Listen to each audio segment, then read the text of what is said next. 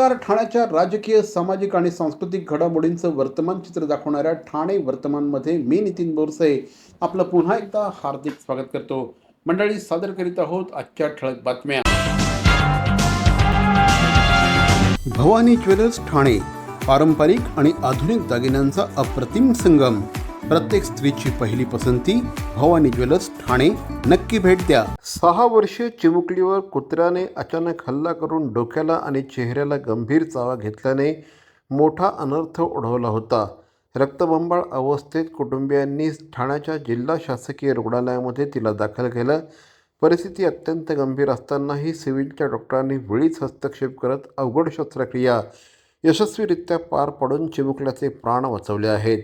शहापूर खारवली येथे राहणारा सिद्धार्थ वाघ हा चिमुकला अंगणामध्ये खेळत होता. खेळताना चेंडू आणायला गेलेल्या सिद्धार्थवर कुत्र्याने हल्ला केला आणि डोकं आणि चेहऱ्यावर मोठा चावा घेऊन त्याला जबर जखमी केलं होतं. या संदर्भात डॉक्टरांनी तातडीने शस्त्रक्रिया करून त्याला या संपूर्ण अवस्थेतून बाहेर काढलं. खरवली गाव येथील शहापूर तालुका येथील 5 वर्षाचा चिमुकला खेळत असताना त्याचा बॉल गेला लांब, तो घ्यायला गेला. अचानक त्याच्यावर कुत्र्याने हल्ला केला आणि हल्ला केला त्याला विचित्र पद्धतीने चेहऱ्यावर, डोक्यावर चावा घेतला आणि लिटरली त्याच्या डोक्यावरची चामडी त्याने ओरबडून काढली होती. मागच्या साईडला, पुढच्या साईडला, कानाच्या बाजूला आणि विचित्र इंजुरी केली होती. प्रचंड रक्तबंबाळ झाला. नातेवाईकांना काही सुचलं नाही. त्यांनी ते सरकारी रुग्णालयात आले आणि तिकडून त्यांना सिव्हिलमध्ये रिफर करण्यात आलं. इकडे आमच्याकडे टीम अतिशय, नेहमीच आम्ही सांगतो की आम्हाला प्राऊड फील होतं ह्या गोष्टी आम्ही करताना. आमच्याकडे एक चांगली टीम आहे. आमच्याकडे प्लॅस्टिक सर्जन आहे, सर्जन्स आहेत, सगळे डॉक्टर्स एकत्र जमा झाले. कॅज्युलिटीमध्ये पेशंटला ॲडमिट केलं. तात्काळ त्याचा उपचार सुरू झाला आणि सगळे डॉक्टर एकत्र जमा होऊन जवळपास 4-5 तास त्याची सर्जरी केली आणि त्या मुलाला व्यवस्थित केलं. सध्याच्या घडीला कुत्र्याच्या चावाचं प्रमाण खूप जास्त वाढतो आहे. त्याच्यावर आपण उपाययोजना करतो आहे. त्याला ट्रीटमेंट, लस वगैरे जिल्हा रुग्णालय आणि पेरिफेरीला पण सगळीकडे व्यवस्थित प्रमाणात उपलब्ध आहे.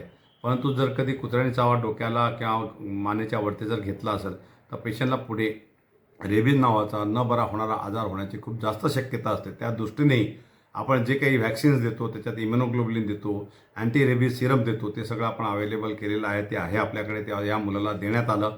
मुलगा लहान आहे, डोक्यावर चावलेला आहे. प्रचंड मोठी रिस्क होती आणि या त्याला ऑपरेट करणं, त्याला टाके मारणं उजवली अलाउड नाही आहे. परंतु डोक्यामध्ये प्रचंड जास्त प्रमाणात त्याला इजा झाल्यामुळे ते स्काल्प तिचं निघाल्यामुळे तिथे टाके मारणे, ते आमचे टाके एक वेगळ्या पद्धतीचे टाके असतात, ते टेम्पररी असतात. ते मारून तिथे चांबडी आम्ही लावली आहे. ते लवकर बरा होईल. आता मुलगा बरा होतो आहे आणि खरोखर हे बघताना आम्हालाही अभिमान आणि आनंद होतो. ठाणे शहराचा वाढता विस्तार आणि नागरी गरजा लक्षात घेता मुंबई महानगरपालिकेच्या धर्तीवर ठाण्यातही ठाणे शहर विकास समिती नियुक्त करण्यात यावी, अशी आग्रही मागणी ठाणे महानगरपालिकेचे उपमहापौर कृष्णा पाटील यांनी राज्य सरकारकडे केली आहे. या अंतर्गत त्यांनी मुख्यमंत्री देवेंद्र फडणवीस आणि उपमुख्यमंत्री नगरविकास मंत्री श्री एकनाथ शिंदे यांना एक पत्र लिहिलं आहे. पारदर्शक विकासासाठी समितीची गरज पत्राद्वारे उपमहापौरांनी व्यक्त केली आहे. सध्या शहरामध्ये प्रचंड मोठ्या प्रमाणात विकास सुरू आहे. मात्र केवळ सिमेंट कॉन्क्रीटची जंगलं न उभारता शहराचा विकास सर्वसामान्य ठाणेकरांना केंद्रस्थानी ठेवून होणं आवश्यक आहे.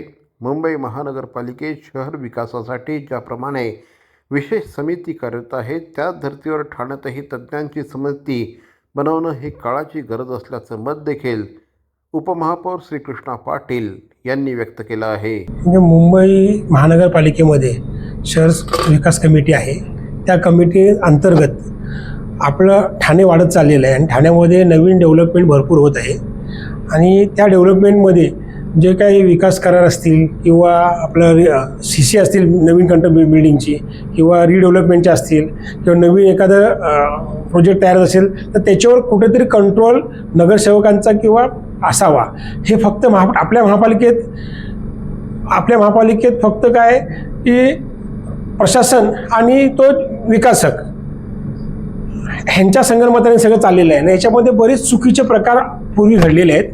आणि त्या प्रकारामध्ये घडलेलं म्हणजे कसं होतं की एखाद्या सोसायटीने डेव्हलपमेंट दिला, बिल्डरबरोबर ॲग्रीमेंट केलं आणि इकडे CC पास झाली. CC झाल्यानंतर तिचा असतो 36 महिन्यात किंवा 40 महिन्यामध्ये क्लिअर करा, पण ते 5-5 वर्ष 10-10 वर्ष झाली त्यांची काय CC होत नाहीत.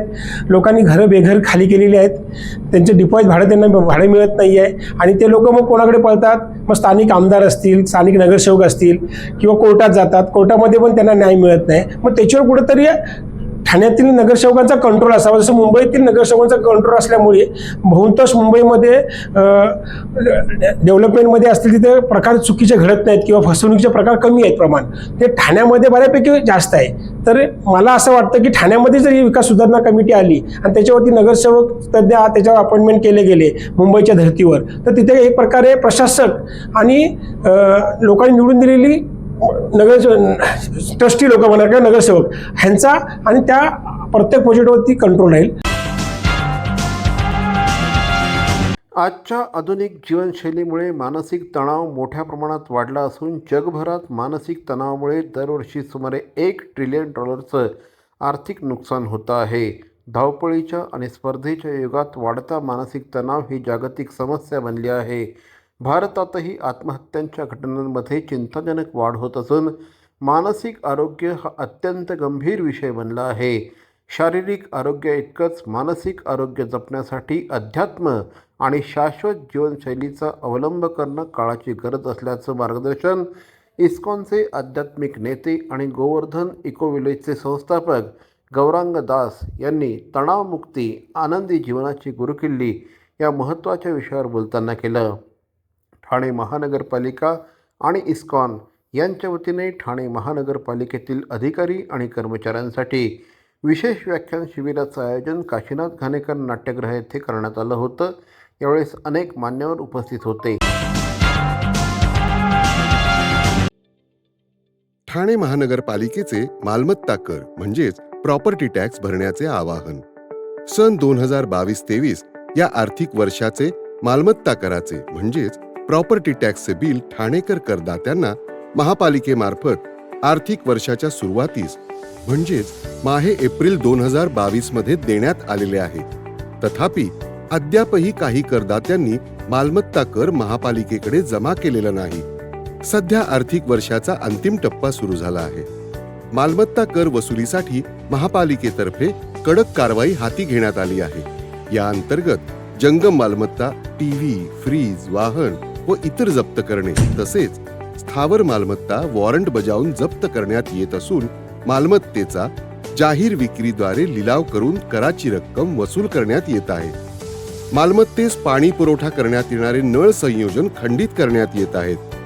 त्याचप्रमाणे थकीत मालमत्ता करावर 2% व्याज आकारले जात असल्याने भरावयाची रक्कम वाढत आहे. आपला मालमत्ता कर propertytax.thanecity.gov.in या लिंकद्वारे तसंच गुगल पे, फोन पे, पेटीएम याद्वारे ऑनलाईन पद्धतीने करण्याची सुविधा उपलब्ध करून दिली आहे. शनिवार, रविवार व सार्वजनिक सुट्टीच्या दिवशी नागरिकांना मालमत्ता कर भरणे सोयीचे व्हावे याकरता महापालिकेचे मालमत्ता कर संलग्न कार्यालय या दिवशी कार्यान्वित ठेवण्यात आलेले आहे. तरी मालमत्ता कर वसुलीची अप्रिय कारवाई टाळण्याच्या दृष्टिकोनातून मालमत्ता कर भरून महापालिकेस सहकार्य करावे. धन्यवाद. CP Goenka International School, nurturing talent at young age for scholastics, sports and performing arts in global perspective. Proud to have world toppers and country toppers in 10th standard Cambridge examinations. Ranked the best emerging school by the Times of India for personality over percentage. CP Goenka is the intelligent choice. केंद्र सरकारने जुने कामगार कायदे रद्द करून 21 November 2025 रोजी 4 नवीन श्रमसंहिता कायदे लागू केले आहेत. याच्या निषेधार्थ गुरुवारी ठाणे जिल्ह्यातील अंगणवाडी सेविका, आशा सेविका, कारखान्यात काम करणारे कामगार तसंच तृतीय श्रेणीतील शासकीय कर्मचारी यांनी एकत्रित येत ठाणे जिल्हाधिकारी कार्यालयाजवळ आंदोलन केलं. यावेळी लागू करण्यात आलेले नवीन कायदे रद्द करावेत अशी मागणी देखील करण्यात आली. मोदी सरकारने आणलेले कामगार विरोधी कायद्यांचा निषेध करण्यासाठी, ते कायदे रद्द करण्यासाठी आज देशातील सर्व कामगार संघटना, शेतकरी बंधू, आज मोदी सरकारने आणलेले कामगार कायदे रद्द करा याच्यासाठी एक दिवसाचा संप पुकारलेले आहे. मोदी सरकारने जे नवीन कामगार कायदे आणलेले आहेत आणि जे जुने 29 कामगार कायदे रद्द केलेले आहेत, ह्या नवीन कामगार कायद्यांमुळे नोकरीची शाश्वतता राहणार नाही, परमनंट नोकरी मागता येणार नाही, कामगार बेरोजगार होतील. अडाणी अंबानीच्या फायद्यासाठी हे नवीन कामगार कायदे आणले गेले आहेत. आमदार स्थानिक विकास निधी अंतर्गत ठाणे जिल्ह्यातील शाळा, महाविद्यालय, वाचनालय तसंच शासकीय कार्यालयांसाठी डिजिटल साहित्य वाटप समारंभ वर्तकनगर येथील भारतीय जनता पार्टी कार्यालयात उत्साहपूर्ण वातावरणात संपन्न झाला. कार्यक्रमाला भाजपचे महाराष्ट्र प्रदेश महामंत्री ॲडव्होकेट माधवी नाईक, भाजप जिल्हाध्यक्ष श्री संदीप लेले, ठाणे महानगरपालिका उपमहापौर श्री कृष्णा पाटील, कोकण पदवीधर प्रकोष्ठ संयोजक सचिन मोरे, भाजपचे महाराष्ट्र शिक्षक आघाडी संघटन सदस्य श्री BN भामरे आदी उपस्थित होते. या उपक्रमाअंतर्गत आधुनिक डिजिटल साहित्य वितरण करून तंत्रज्ञानाधारित शिक्षणाला चालना देणं, अध्यापन आणि परिणामकारक करणं आणि शैक्षणिक तसंच प्रशासकीय कामकाज अधिक सक्षम बनवणं हा मूळ उद्देश असल्याचं आमदार निरंजन डावखरे यांनी स्पष्ट केलं आहे. मी माझ्या या पदवीधर मतदारसंघामध्ये मागच्या टर्मपासून सगळ्या शाळा या डिजिटल झाल्या पाहिजेत, सगळ्या विद्यार्थ्यांना डिजिटल शिक्षण हे उपलब्ध झालं पाहिजे या दृष्टिकोनाने माझ्या आमदार निधीचा त्या दृष्टिकोनाने उपयोग आम्ही सातत्याने करतोय. पालघरपासून सिंधुदुर्गपर्यंत ठाणे, रायगड, रत्नागिरी असे 5ही जिल्ह्यांमध्ये सातत्याने डिजिटलायझेशन करत असताना आज ठाण्यामध्ये जी कम्प्युटर्स, प्रिंटर्स याचं वाटप होत आहे ते जवळपास 160 शाळांना या इकडे आम्ही हे कम्प्युटर्स आणि प्रिंटर्स वाटप करतोय, जेणेकरून त्या तिकडे जी डिजिटल लायब्ररी तयार होणार आहे त्या डिजिटल लायब्ररीच्या माध्यमाने विद्यार्थ्यांना या जगाच्या पाठीवरचं सगळं ज्ञान त्यांच्या डेस्कटॉपवर उपलब्ध होईल. सर्व शाळा शहरी भागातील आहेत का ग्रामीण? नाही, या आपल्या ठाणे जिल्ह्यामध्येच आपल्याला कल्पना असेल की तसे 7 महानगरपालिका आहेत आणि ग्रामीण भाग याच्यामधला जो शहापूर, मुरबाड आहेत, इकडच्याही संस्था आपण घेतलेल्या आहेत. त्याच्यामुळे सगळ्याच ठाणे जिल्ह्यामधल्या शाळा या इकडे आपण इन्व्हॉल्व केलेल्या आहेत. गर्दीच्या वेळेस धीम्या लोकलची संख्या न वाढवल्याने गर्दी वाढते आहे. परिणामी रेल्वेतून पडून प्रवाशांचे दुर्दैवी मृत्यू होत आहेत. त्यामुळे नवीन रेल्वे मार्गिकांवरही गर्दीच्या वेळेस धीम्या लोकल चालवण्यात याव्या अशा प्रकारची मागणी राष्ट्रवादी काँग्रेसच्या वतीने करण्यात आली आहे. तसंच 10वी 12वी परीक्षार्थींसाठी लोकलचा एक डब्बा आरक्षित ठेवावा आदी मागण्यांसाठी राष्ट्रवादी काँग्रेस शरदचंद्र पवार पक्षाचे रेल्वे प्रबंधक कार्यालयावर धडक दिली. दरम्यान रेल्वे अपघात रोखण्यासाठी तात्काळ उपाययोजना न केल्यास तीव्र आंदोलन छेडण्यात येईल असा इशारा जिल्हाध्यक्ष मनोज प्रधान यांनी दिला आहे. दुर्घटना एका 12वीच्या विद्यार्थ्याबरोबर झाली आणि त्या अनुषंगाने आम्ही आज या ठिकाणी आलो आहोत. आज आम्ही मॅडमला भेटलो, देवधर मॅडमला. त्यांचं म्हणणं असं आहे की ठाण्या स्टेशनवरनं किमान 10 लाख लोक रोजचे अपडाऊन करत आहेत. एवढा ताण या ठाणे स्टेशनवर आहे. आम्ही काही सुचाव त्यांना दिलेले आहेत. मुंब्रा असेल, कळवा असेल, दिवा असेल आणि ठाणा. तर ह्या 4 स्टेशनला ज्या गैरसोयी आहेत आणि जे ॲक्सिडेंट्स होत आहेत त्या संदर्भात काही सेफ्टी प्रिकॉशन्स काय घेतल्या पाहिजेत ह्या संबंधात चर्चा करायला आज आम्ही या ठिकाणी आलो. तुम्हाला सांगायचं तर मागच्या वर्षी फक्त ह्या ठाणे स्टेशनवर 287 डेथ्स या ठाण्याच्या ह्याच्या 287 एका वर्षात आणि या सेंट्रल लाईनमध्ये 2170 डेथ्स म्हणजे सरासरी रोजचे 7 मृत्यू या सेंट्रल लाईनवर झालेले आहेत. मला असं वाटतं की हे अतिशय दुर्दैवी आहे. लोक चाकरमाने कामासाठी मुंबईला जातात. आपण दरवेळेस बोलतो की डिसेंट्रलायझेशन झालं पाहिजे, नोकऱ्या शिक्षणासाठी लोक जातात, ते थोडंसं पसरलं पाहिजे, पण तसं काहीही होताना दिसत नाही. आज इतकी लाख लोक जर फक्त ठाणा स्टेशनमधनं जातोय तर त्यांना आपण काय सोयी देतो याची खऱ्या अर्थाने चर्चा करायला आम्ही दिलेली. माझ्याबरोबर सुधीर भगत आहेत, त्यांचा चांगला अभ्यास या रेल्वे लाईनवर आहेत, त्यांनी काही प्रश्न त्यांच्यासमोर मांडले. आज आमच्या शरदचंद्रजी पवार राष्ट्रवादी काँग्रेस पार्टी याच्या वतीने आम्ही एक निवेदन सादर करण्यात आलं होतं. काही दिवसापूर्वी 12वीला 7 असताना एका विद्यार्थ्याचा रेल्वेतून पडून अपघात झाला. हे वारंवार घडणाऱ्या घटना आहेत, परंतु आपण जेव्हा घटना घडतात तेव्हा जाग येते. दिवा, मुंब्रा, कळवा हा असा भाग आहे का तो रेल्वे एका बाजूने डायव्हर्शन घेते आणि त्याच्यामुळे तो भाग दुर्लक्षित राहतो. आपण बघत असाल शिलफाट्यापासून जी गावं आहेत, 14 गावं आहेत, 24 गावं आहेत, त्यांना एकच पर्याय स्टेशन आहे, तो म्हणजे मुंब्रा. आणि अशा वेळेस मुंब्र्यावरती फार मोठा ताण येतो. तर त्या ताणला जर कमी करायचं असेल तर तिथे लोकल फेऱ्या वाढवायला लागतात. लोकांच्या भावना अशा होत्या का 5वी 6वी मार्गिका जर तयार झाली तर त्यांना असं वाटत होतं का 4थी 3री 4थी आणि 5वी 6वी याच्यावरती स्लो ट्रेन चालतील. पण तसं न घेता परत 2च ट्रॅकवरती फक्त स्लो ट्रेन चालतात. त्याच्यामुळे हा जसं पहिले होतं तसंच जैसे थे असं म्हणतो आपण, तसंच झालेलं आहे.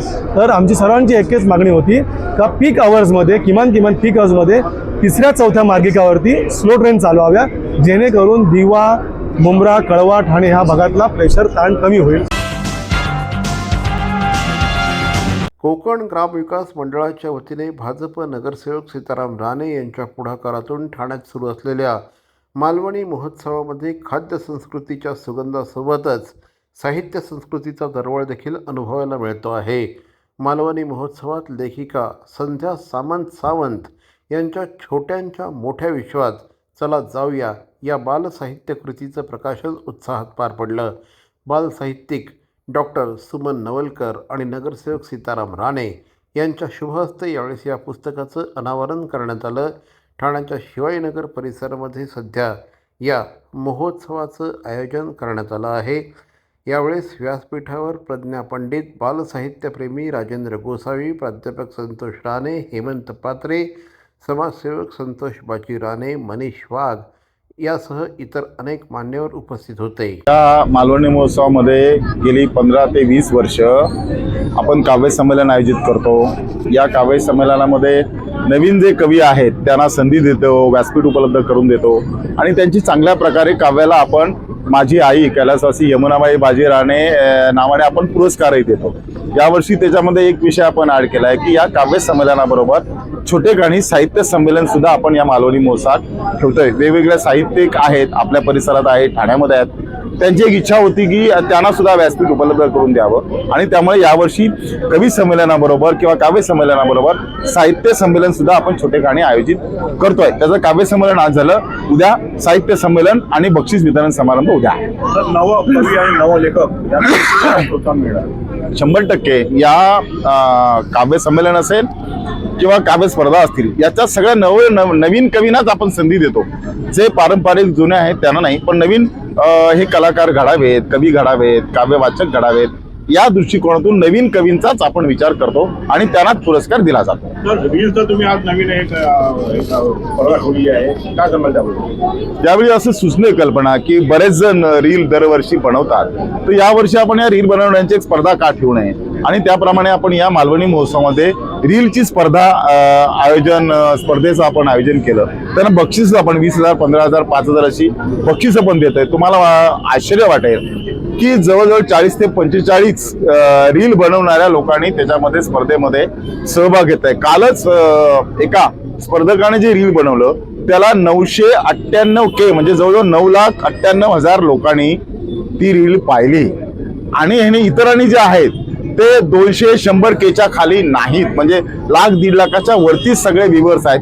एवढा मोठा प्रतिसाद या रीलच्या माध्यमातून मिळतो. याचं कारण असं आहे की लोक 1-2 मिनिटाची एकाच मिनिटाची क्लिप अगदी सर्वजण पाहतात. ती जर आपण 15 मिनिटं 10 मिनिटं बनवली तर पाहत नाही आणि लोकांपर्यंत पोहोचण्याचा एक सध्या या मीडियातला एक चांगला भाग आहे आणि तो लोकांपर्यंत चांगल्या प्रकारे पोहोचतोय आणि तीच आमची इच्छा आणि भावना होती की हा जो मालवणी महोत्सव आहे तो जास्तीत जास्त लोकांपर्यंत पोहोचावा. अजून काय विशेष प्रोग्राम तुमच्याकडे आता होणार आहे येणाऱ्या दिवसामध्ये? आमची डबल बारी जी कोकणातलं कलापैकी एक कला आहे आणि कोकणाचं वैभव आहे ती शनिवारी आहे. या परिसरातल्या महिला भगिनींसाठी आपण दरवर्षी खेळ पैठणीचा असा कार्यक्रम ठेवतो. तो कार्यक्रम 2 दिवसाचा आहे आणि मुख्य म्हणजे या परिसरातल्या सगळ्या मुलांना, स्थानिक मुलांना व्यासपीठ उपलब्ध व्हावं यासाठी आमचे प्रयत्न असतात आणि त्यांच्यासाठी आम्ही 2 दिवस राखीव ठेवले. या परिसरातली सगळी मुलं, त्यांची स्पर्धा असते, ग्रुप डान्स असतील, सोलो डान्स असतील, या सगळ्यांच्या स्पर्धा आपण ठेवतो आणि त्याच्यातून त्यांना बक्षीस देतो. माझं नाव संध्या सामंत सावंत. मी आज मालवणी जत्रेला आज भेट दिली. म्हणजे खूप ऐकिबात होतं या जत्रेबद्दल की गेली 27 वर्ष ही जत्रा इथे भरते आणि मी स्वतः तळ कोकणातली असल्यामुळे माझ्यासाठी हे विशेष होतं, कारण आज माझ्या पुस्तकाचं प्रकाशन इथे झालं लेखिका म्हणून. आणि मी हा कथासंग्रह लिहिला आहे. हा बालकथा संग्रह आहे लहान मुलांसाठी, छोट्यांच्या मोठ्या विश्वात चला फिरायला, असं ह्या कथासंग्रहाचं म्हणजे ह्या कथासंग्रहाचं आज प्रकाशन इथे झालं आहे. आणि शारदा प्रकाशनतर्फे ह्या पुस्तकाचं प्रकाशन केलं गेलं आहे. आणि या प्रकाशनाच्या उद्घाटनासाठी बोलवलं होतं, सुमन नवलकर मॅडमना बोलवलं होतं, त्यांच्या हस्ते आणि इतर मान्यवरांच्या हस्ते प्रकाशन झालं. प्राध्यापिका प्रज्ञा पंडित, लेखिका, समीक्षक, निरूपणकार. मागचे 27 वर्षे ठाणे नगरीमध्ये हे मालवणी महोत्सव हा साजरा होत आहे. मागच्या अनेक वर्षांपासून मी स्वतः दरवर्षी या महोत्सवात येते. ठाण्यात अनेक महोत्सव होत असतात, पण त्यातल्या सगळ्यात आकर्षणाचा बिंदू म्हणजे हा उत्सव आहे. माझं नाव दीपिका दत्ताराम सुर्वे. मी पण कोकणातली आहे, रत्नागिरी गणपतीपुळ्यातली. आम्ही या मालवणी महोत्सवाला भेट द्यायला आलो आहे. हे इथे येऊन खूप छान वाटतंय, कारण जे कोकणातले उद्योजक आहेत, छोटे मोठे काय उद्योग करतात, त्यांनाही प्रोत्साहन मिळतं आणि हे पाहून खूपच आनंद होतोय. गेली 27 वर्ष या मालवणी महोत्सवाचा सुगंध मी अनुभवतो आहे. माननीय सीताराम राणे साहेबांच्या नेतृत्वाखाली गेली 27 वर्ष हे मालवणी महोत्सव नाही तर सगळं कोकणच इथं अवतरतं. सगळी माणसं, इथल्या सगळ्या ज्या संस्कृती आहेत, सगळे जे आपले जुने परंपरा आहेत आणि जेवढं कोकण आपण हृदयामध्ये आपल्या भरून ठेवलेलं आहे. जसं तिकडे गोव्याला तुम्ही गेलात तर माझ्या गोव्याच्या भूमीत गड्या नारळ मधाचे, कडी कपारी मधुनी, घट फुटती दुधाचे, तसं माझ्या कोकणाच्या भूमीत हे जे सगळं रसमय वातावरण आहे ते सीताराम राणे साहेबांनी इथे उभं केलेलं आहे. मालवणी महोत्सव 2026 27 वर्ष अविरतपणे अखंडपणे सीताराम राणेसाहेब या कार्यक्रमाचं आयोजन करतात आणि हा त्यांच्या यशाचा आलेख आहे. एक व्यक्ती आणि एकाच नगरामध्ये, शिवाजीनगरमध्ये 27 वर्ष कंटिन्यूस हा इथं कार्यक्रम होतोय मालवणी महोत्सव. हे अभिमानास्पद कौतुकास्पद गोष्ट आहे. सीताराम राणेसाहेबांनी त्यांच्या योगदानाबद्दल त्यांना त्यांचं बक्षीस पण इथल्या नागरिकांनी त्यांना दिलेले आहेत. नगरसेवक म्हणून ते निवडून आलेले आहेत. त्याचबरोबर त्या मालवणी जत्रा उत्सवामध्ये जे आपल्या कोकणातील लोक आहेत, कोकणातील त्या लोकांना जे गावी जाऊन जे काय खाद्यपदार्थ आपल्या आवडीचा, जे आपल्या ज्या गावचा जो स्वाद घ्यायचा असतो खाद्यपदार्थाचा, तो त्या नागरिकांना ह्या ठिकाणी उपलब्ध करून द्यायचं मोठं काम राणेसाहेब या ठिकाणी करतात. नमस्कार, मी ॲडव्होकेट विलास भास्कर गांगण, शिवाजीनगरमध्ये गेली 35 वर्ष राहत आहे. प्रॅक्टिसिंग ॲडव्होकेट आहे आणि गेली 27 वर्ष मालवणी महोत्सव या कार्यक्रमाचा मी अविभाज्य घटक आहे. पण गेली अनेक वर्ष मी या कार्यक्रमाचं अँकरिंग करत होतो. मी स्वतः कोकणातल्या लांजा तालुक्यातील रत्नागिरी जिल्ह्यातील आहे आणि त्यामुळे इथे आल्यानंतर मला असं भास होतो की इथे कोकणच अवतरलंय की काय. इथे आल्यानंतर आपल्याला कोकणातल्या ज्या वस्तू इतर ठिकाणी तुम्हाला मिळणार नाहीत त्या सगळ्या वस्तू इथे मिळत असतात. उदाहरणार्थ काजूगर असतील, कडकडे लाडू असतील, सुकी मच्छी असेल किंवा सी फूडचा आस्वाद घेण्यासाठी वेगवेगळे हॉटेल्स असतील. मी भीमराव शिरसाट बोलतोय. आज राणेसाहेबांनी जे आज 27 वर्ष चालवलेलं आहे मालवणी महोत्सव, हा खरा वाखाणण्याजोगा आहे आणि बघण्याजोगा आहे. कारण जी मंडळी गावानिकडे आली नोकरीनिमित्त, त्यांना गावी जाऊ शकत नाही यात्रेनिमित्त किंवा महोत्सवानिमित्त, तर या इथे आल्यानंतर त्यांना संपूर्ण मालवणचं जे काय खाणं पिणं जे काय असेल ते सगळं इथे मिळतं आणि ते सुग्रास असतं आणि चविष्ट असतं असंच मी सांगू शकेल एक वर्तकणार ठाणे नगर नागरिक म्हणून. तर या होत्या आजच्या ठळक बातम्या. ठाणे वर्तमानमधून आम्ही ठाण्याच्या राजकीय, सामाजिक आणि सांस्कृतिक घडामोडींचं वर्तमान चित्र दाखवण्याचा प्रयत्न करतोय. अर्थातच त्यासाठी आपल्या सहकार्याची गरज आहे. तेव्हा आपल्या सूचना आणि समस्या आम्हाला जरूर कळवा. आमचा पत्ता ठाणे वर्तमान, Dadoji Konde stadium, shop number 16, Khatan road, Thane पश्चिम. दूरध्वनी क्रमांक 9820939420. तर मग पुन्हा भेटू उद्या याच वेळी याच ठिकाणी ठाणे वर्तमानमध्ये. तोपर्यंत धन्यवाद. जय हिंद. जय महाराष्ट्र.